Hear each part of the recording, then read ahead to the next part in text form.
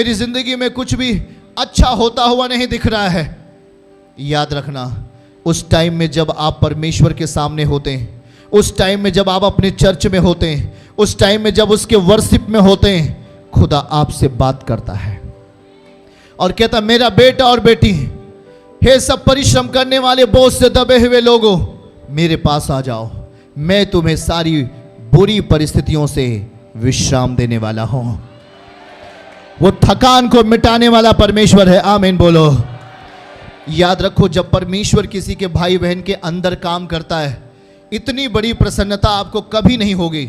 मैं कह रहा हूं, इतनी बड़ी प्रसन्नता, इतना बड़ा आनंद आपको कभी नहीं होगा जब यीशु मसीह आपके भीतर काम करता है, जब यीशु मसीह आपके परिवार में काम करता है, जब आपके आंसुओं को पोंछ देता है, जब आपके मकसद को पूरा कर देता है। वो आनंद आपको पैसे से नहीं मिलता, वो आनंद आपके विश्वास से आता है। वो आनंद आपको पैसे से नहीं मिलेगा, जब आप उसमें बने रहोगे और उसके काम को जब आप अपनी जिंदगी में देखोगे, ऐसा आनंद आप कभी नहीं पाओगे जो आनंद उस टाइम में आपको प्रभु देगा। हालेलुया। याद रखो कि लोग मारे मारे भागे भागे फिर रहे हैं, कहीं यहां कहीं वहां, कुछ भी समस्याओं का समाधान नहीं, पीड़ाओं का समाधान नहीं। पर याद रखो, किसी ने रात में स्वप्न देखा, किसी ने रात में स्वप्न देखा और कहा, परमेश्वर आपने वचन में लिखा है कि मैं थके हुए को बल देता हूं। और जो रात में स्वप्न देखता है, खुदावन का आत्मा उसके पास जाता है और उसे टच करता है और उसका बड़ा सा फोड़ा सुबह फूट करके अलग हो जाता है उसके बॉडी से। हालेलुया। याद रखो कि हाथ आपकी जिंदगी का हर मकसद, आपके हाथों के कामों को वो सफल करने वाला परमेश्वर है। आपके विधियों, आपकी जिंदगी के मकसद को पूरा करने वाला परमेश्वर है वो। देखो यहां पर 30 आयत में लिखा है, उसके नीचे आ जाइए और वो लिखा है, तरुण तो थकते हैं। तरुण, हमारे साथ कहिए, तरुण तो थक जाता है, श्रमित हो जाता है, व्याकुल हो जाता है, एकदम उसकी जिंदगी थकान से भर जाती है। जवान ठोकर खाकर गिरते हैं। जवान क्या हो जाते हैं? पड़ोसी को बोलिए, तरुण तो थकता है और श्रमित हो जाता है, जवान ठोकर खाकर गिरते हैं। पहला आपको समझना होगा, जो तरुण शब्द लिखा गया वो क्या, उसका अर्थ क्या होता है। जो यहां पर लिखा गया तरुण शब्द, मैं ये नहीं चाहता कि आप केवल यहां आएं और चमत्कार देखें और चले जाएं। एक बात नोटिस करो आप, इस बात को, यहां पर वर्ड का विशेष ध्यान दिया जाता है, यहां पर इस वचन का विशेष महत्व है। और इसीलिए जब यहां आप बैठते हो तो मैं ये प्रयास करता हूं कि जो मुझे आज प्रभु ने दिया है उसे मैं पूरा पूरा आपको दे दूं। क्यों मालूम है? आप चमत्कार अभी देखोगे, रास्ते में जाकर फिर से ग्रसित हो जाओगे। आपकी प्रोटेक्शन किससे मिलेगी? कभी आपने सोचा इस बात को, मेरा बेटी चंगा हो जाएगा, फिर से बीमार नहीं होगा, कैसे? मेरा बेटा ठीक हो जाएगा, फिर से बीमार नहीं होगा, कैसे? मेरा पत्नी ठीक हो जाएगा, फिर से बीमार नहीं होगा, कैसे? मेरा पति चंगा हो जाएगा और फिर से बीमार नहीं होगा, कैसे? क्या है उपाय? ये वचन है। एक बार छुटकारा पाने के बाद आप फिर उस दशा में नहीं रहोगे। क्यों? क्योंकि उस दशा को ये वचन आने नहीं देगा।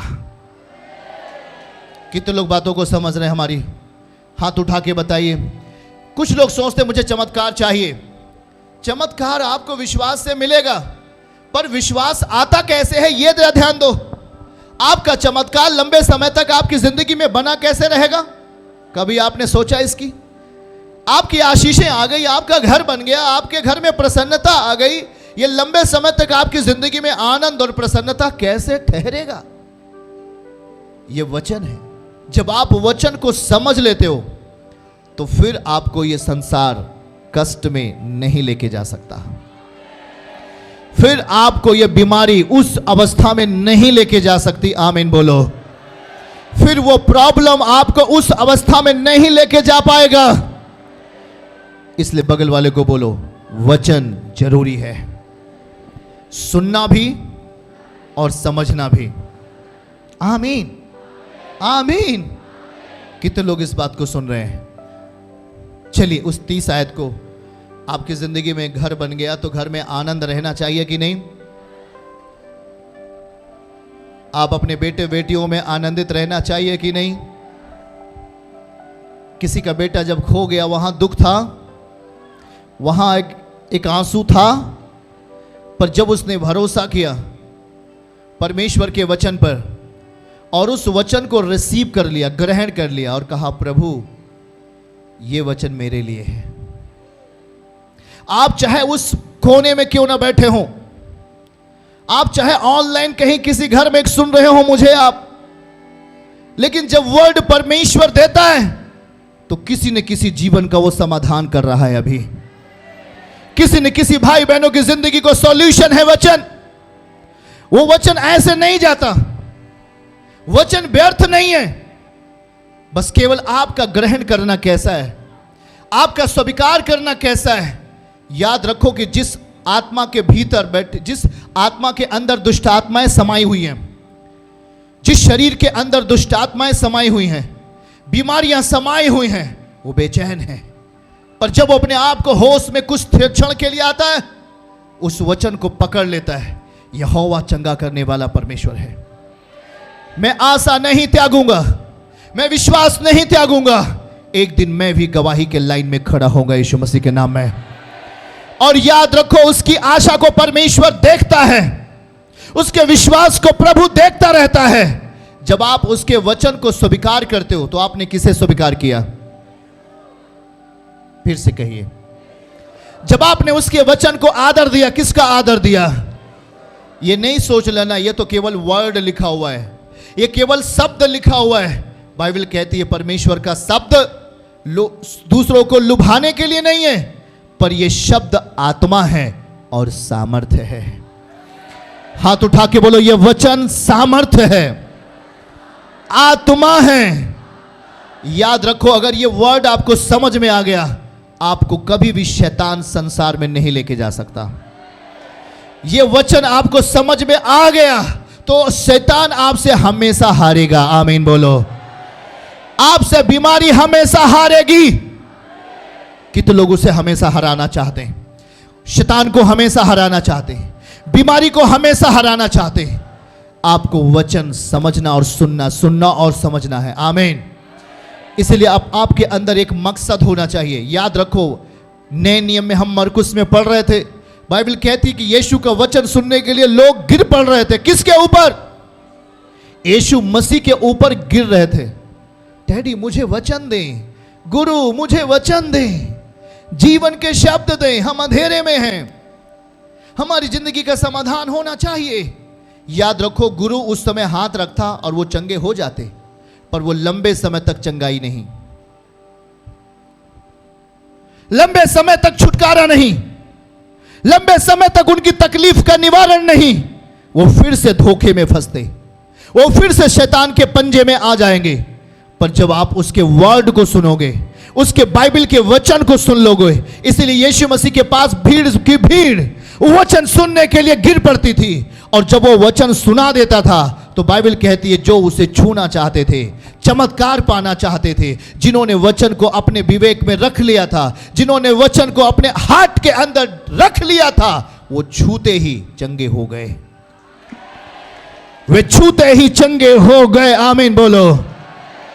और फिर बीमारी वापस नहीं आई, फिर गरीबी वापस नहीं आई, फिर आपका बेटी उस अवस्था में कभी नहीं गई, फिर आपकी बेटी उस अवस्था में कभी नहीं गई। याद रखना, कुछ लोगों का एक बात होता है, ओ जी मैं पढ़ा नहीं हूं, मुझे पढ़ना नहीं आता, मैं वचन कैसे समझ पाऊंगा। याद रखो, सब लोग जितने ऑनलाइन हो हमारे साथ, मैं आपको एक बात सिखा रहा हूं, यह वचन है और दूसरे शब्दों में आत्मा है। उसने पतरस जैसे अनपढ़ गवार लोगों को, मछली मारने वाले को कहा तू मेरा बेटा बनेगा अब, और तू मेरा सुसमाचार पूरे जगत में लेके जाएगा। गया कि नहीं गया? ध्यान से सुनना, गया कि नहीं गया? वो पढ़ा लिखा नहीं था। इसका मतलब यह नहीं कि पढ़ना जरूरी नहीं है, कंपलसरी है पढ़ना। पर जो लोग जन्म से नहीं पढ़ा, अपने अंदर गिल्टी महसूस नहीं करें, हो डैडी मैं नहीं पढ़ा, मैं नहीं पढ़ा, ये बहानेबाजी नहीं, उसको विश्वास से अपने अंदर लो। एक पढ़े लिखे से ज्यादा आपके अंदर वचन का ज्ञान चला जाएगा। Receive receive receive receive receive receive करो इसे इसे इसे इसे इसे। जो पढ़ा लिखा नहीं वो भी इसको समझ को प्राप्त करेगा आज, अपनी जिंदगी में गवाही को पाएगा आज, यीशु मसीह के नाम में। आमीन। आपका ऊंचा, आशीष आपकी ऊंची। चर्च की सभी प्रार्थनाओं को और परमेश्वर के दास के द्वारा टीचिंग सुनने के लिए और अपडेट्स को जानने के लिए हमारे इस चैनल को सब्सक्राइब करें और साथ में बेल आइकन को जरूर दबाएं ताकि जब भी लाइव प्रार्थना हो तो सबसे पहले आप देख सकें।